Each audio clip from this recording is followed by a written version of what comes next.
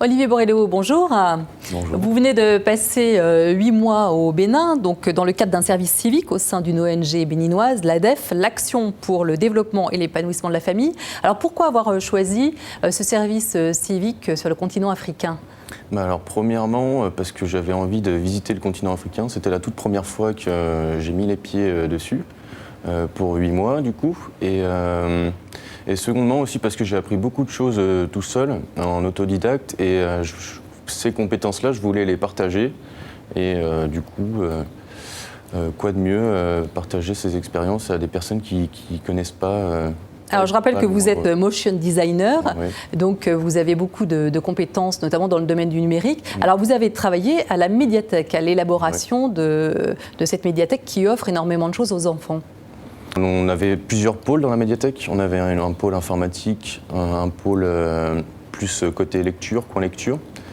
Et dedans, on était 2 services civiques aussi. On a donné des cours d'informatique pour ceux qui voulaient. Donc ça allait de 5 ans, enfin non, il n'y avait pas 5 ans, il y avait de 8 ans, on va dire, à 50 ans. Parce que en fait, c'est le seul endroit culturel de la ville, la médiathèque. Donc Oui. les enfants, souvent, n'ont accès à Internet qu'à la médiathèque. Oui. Aujourd'hui, Internet. Quand j'y étais, il n'y avait pas encore Internet. Donc on utilisait seulement les ordinateurs pour leur apprendre les suites de la bureautique, les suites Office. Et faire des jeux aussi, des jeux sur Internet, les jeux d'éducation, type Adibou. Et tout ça. Parce qu'en fait, les enfants viennent à la médiathèque non seulement pour lire, mais aussi pour jouer à des jeux de société. Ça leur apporte quoi, les jeux de société ? Parce qu'ils n'y jouent pas forcément à la maison. Non, ils n'ont pas des jeux à la maison. C'est pas courant le divertissement là-bas. Mais c'est très important de jouer, je trouve, parce qu'il Il faut rappeler que ça fait partie des droits de l'enfant, le jeu, oui, l'accès au jeu. Oui, exactement. Et pour l'éducation aussi, pour l'apprentissage, c'est très bien. Le jeu, on apprend bien mieux en jouant qu'en rabâchant quelque chose, je pense. Et du coup, par exemple, le jeu des mémoires, ça aide le cerveau à travailler. Alors vous avez proposé notamment un atelier d'échecs. Oui. On a monté un échiquier. Donc on a fait un damier au sol et ensuite on a pris des bouchons de plastique avec les jeunes de la médiathèque et on les a peints. Ensuite on a fait de la linogravure avec les jeunes aussi toujours. On a fait des petits tampons avec qui représentaient les pièces et ensuite on avait juste à les plaquer sur les bouchons et on avait autant de pièces qu'on voulait et du coup on pouvait ensuite faire d'autres encore échiquiers. Alors, vous avez aussi proposé des ateliers lecture, parce que les enfants viennent notamment pour avoir accès à des livres scolaires, puisque contrairement à chez nous, les enfants n'ont pas leur livre scolaire avec eux. Nous, chaque enfant a son livre scolaire dans toutes les matières. Mais là-bas, en effet, il y a un gros déficit de ce point de vue-là. Surtout niveau école publique, très peu d'enfants ont leur livre scolaire. On voit beaucoup avec leur uniforme marron, ils rentrent dans la médiathèque et ils se dirigent tout de suite vers les livres scolaires.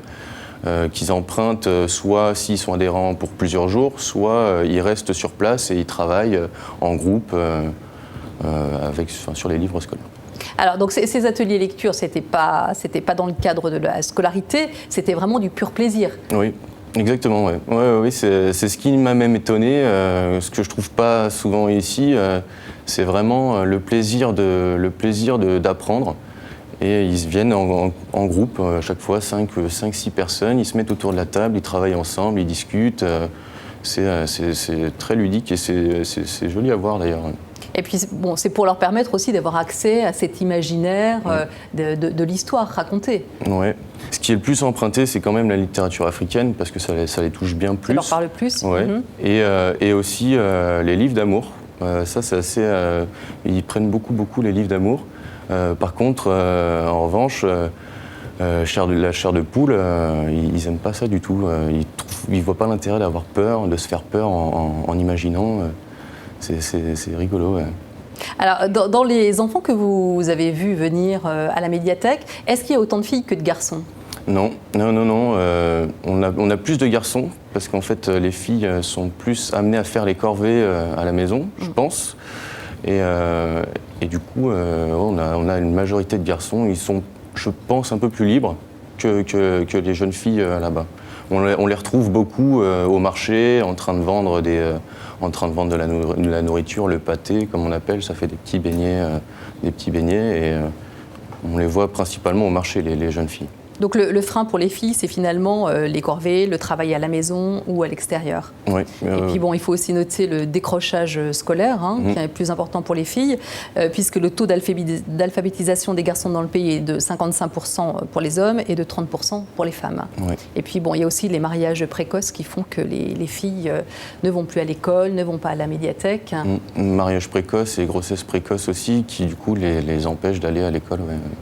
Alors, dans les projets que vous avez menés, il y avait également une gazette qui était destinée aux adolescents. Alors là, c'était quoi l'objectif? C'était de les ouvrir à la discipline du journalisme? Oui, du journalisme. En fait, le tout premier, c'était pour qu'ils développent leurs compétences informatiques, premièrement. Ensuite, il y a le fait d'aller chercher ces informations, de les vérifier, et aussi de le travailler en groupe. Il y avait plein de thématiques qui rentraient dans le journal et qui allaient très bien avec notre ligne de conduite. Et ça, il y a beaucoup de jeunes sont venus à ces ateliers-là. C'était très intéressant. Ils ont appris à aller chercher une information, à écrire des questions, à même juste aller vers quelqu'un et lui poser. Donc c'était très stimulant intellectuellement. Oui, pour exactement. Ces enfants. Ouais, je pense. Alors, les livres, donc ils y ont accès à la bibliothèque, mais ce qui a été mis en place aussi, c'est un triporteur pour amener les livres à ceux qui ne peuvent pas venir à la médiathèque.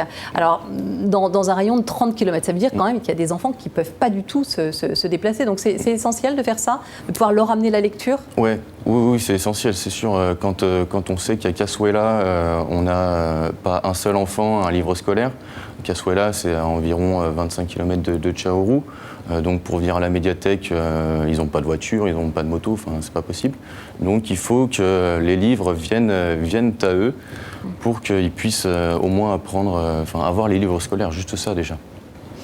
Merci beaucoup Olivier pour ce témoignage sur votre service civique au Bénin. Merci. Alors je rappelle le site de l'association www.desunauxautres.org. Merci beaucoup. Merci.